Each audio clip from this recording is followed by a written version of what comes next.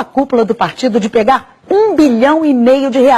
Vamos ver os 8 denunciados? Olha só, o ex-presidente Lula aparece na denúncia como chefe e grande idealizador do esquema. E em seguida, a ex-presidente Dilma Rousseff vem como a grande negociadora na compra de apoio junto com os ex-ministros Antônio Palocci, Guido Mantega, Edinho Silva e Paulo Bernardo. A senadora Gleisi Hoffmann, atual presidente do partido, e o ex-tesoureiro João Vacari Neto completam a cúpula petista de denunciados. Rodrigo Janot mostra como os acusados montaram uma rede de arrecadação de propina no governo, principalmente via Petrobras. O ex-presidente Lula foi apontado como líder do esquema e, por isso, se condenado, pegaria uma pena maior, não é, Juliana? Chico, a Ana Luísa mostrou aí todos os nomes dessa nova denúncia, né? E para o Procurador-Geral da República, Lula foi o grande idealizador dessa organização criminosa. O Ministério Público somou pagamentos de vantagens indevidas a Lula de R$230 milhões por suposto favorecimento às empreiteiras Odebrecht e OAS. A denúncia analisou o esquema desde 2002. A cúpula do PT cometeu, pelo menos durante 14 anos, crimes contra a administração pública, segundo o Procurador-Geral da República. Na denúncia, ele fala que o esquema envolveu órgãos como Petrobras, BNDES e Ministério do Planejamento e que o esquema permitiu que os 8 petistas recebessem de propina quase R$1,5 bilhão. O procurador diz que só na Petrobras o prejuízo gerado foi de pelo menos R$29 bilhões. O documento fala que Lula foi um dos responsáveis pela constituição da organização e pelo desenho do sistema de arrecadação de propina, seja porque na qualidade de presidente da República por 8 anos, atuou diretamente na negociação espúria em torno da nomeação de cargos públicos com a intenção de obter de forma indevida o apoio político necessário junto ao PP, Partido Progressista, e ao PMDB, para que seus interesses e do seu grupo político fossem acolhidos no Congresso Nacional. O procurador diz ainda, no lugar de negociações políticas, temos negociatas ilícitas, nas quais a moeda de troca não era simplesmente divisão de poder para governar, mas sim a compra de apoio político com a utilização de dinheiro público.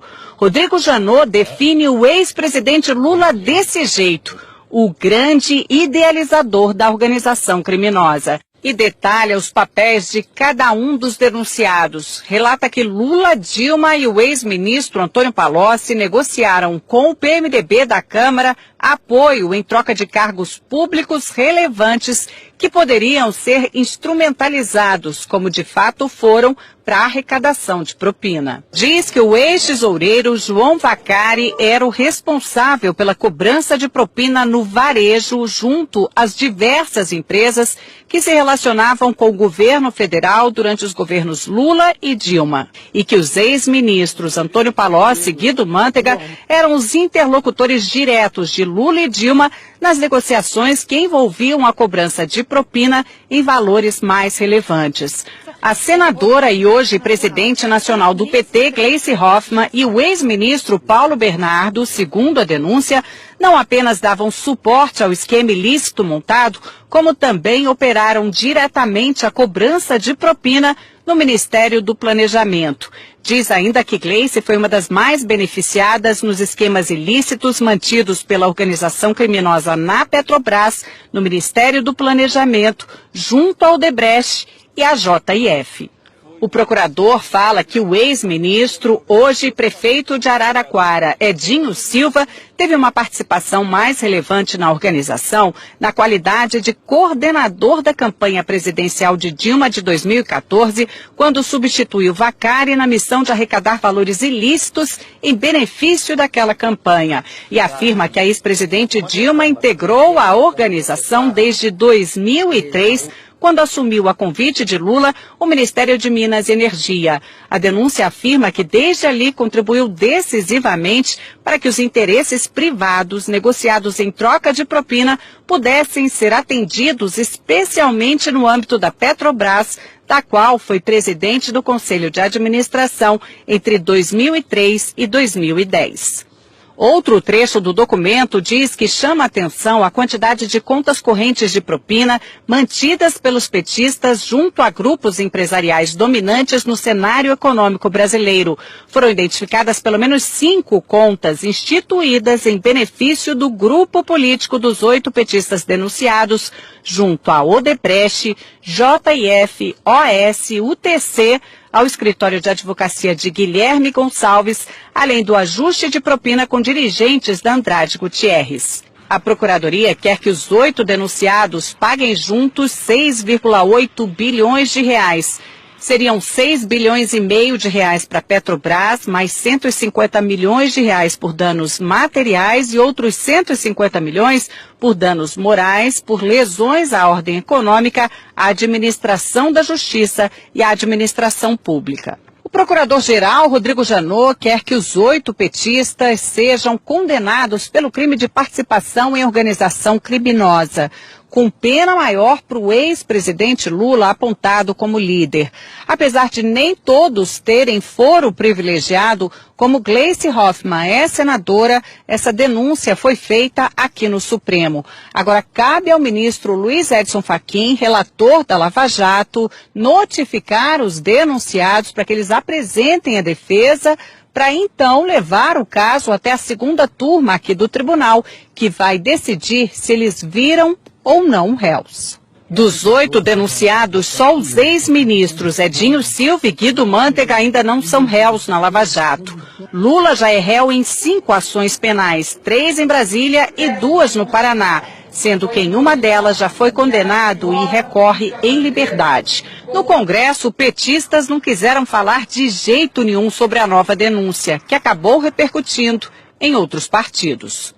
Que nós vimos diante da denúncia que o PT não apenas governou um país, mas uma máquina de corrupção para financiar um projeto de poder. É algo que pode dar em todos nós um certo desânimo, desencanto, mas é também algo que tem que dar alguma esperança de que pelo menos esse tipo de prática está sendo denunciado e os crimes estão sendo apurados.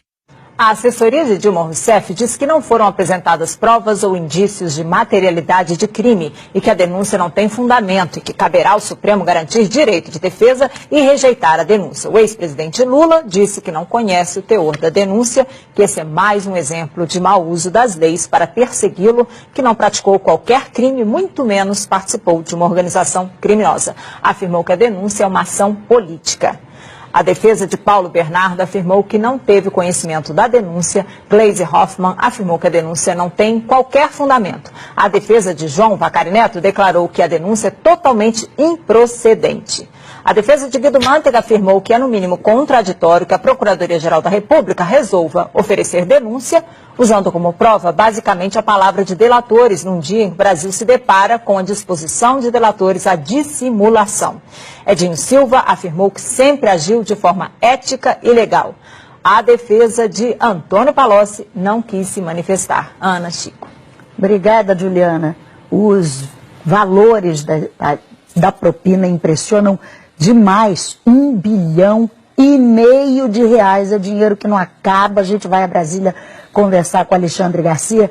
Alexandre, os valores são inacreditáveis, né? Pois é, as pessoas comuns não fazem ideia do que seja 1,5 bilhão, né? 1,5 bilhão atribuídos pela Procuradoria-Geral da República a 8 pessoas. Mas é mais ou menos como multiplicar aquele apartamento banco do Gedel por 30 vezes o que foi contado ontem na Bahia. E Janot, que confessou ter agido por medo e não por coragem, né, ao reagir às novas revelações envolvendo o procurador Marcelo Miller e a JBS, e que parecia atingido por uma flechada de Joesley, mostrou que ainda tem flechas e alvejou ontem, como a gente viu aí, uma parte do esquema petista, né, desde ex-presidente da República até a presidente do partido. Reagiu E não se sabe se já usou todas as flechas ou ainda haverá mais bambu nesses 10 dias depois de homologada a colaboração premiada do doleiro do PMDB, Lúcio Funaro. Olha, aquele apartamento emprestado na Bahia cheio de dinheiro é um retrato